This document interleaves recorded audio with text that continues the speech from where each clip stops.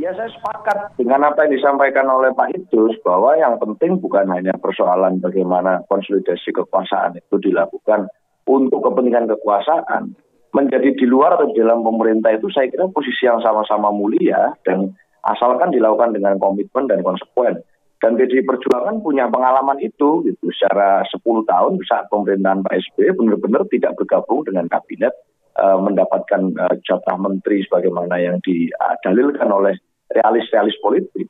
Artinya saat bicara tentang politik di luar pemerintahan, kita punya pengalaman itu. Dan itu berhasil membuktikan bahwa PDI Perjuangan ternyata dapat menumbuhkan kaderisasi dan regenerasi yang baik di daerah-daerah, melakukan fungsi konsolidasi di luar pemerintahan di level istana.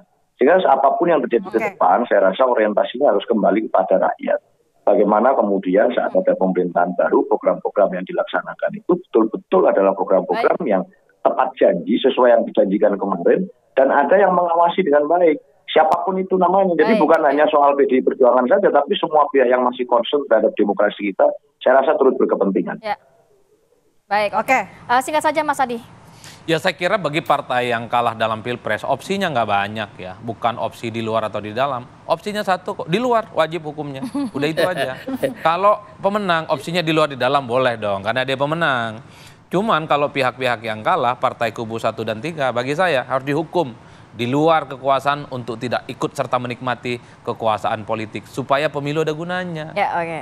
Oke, semoga berharap pemilu ada gunanya. Bang Refli.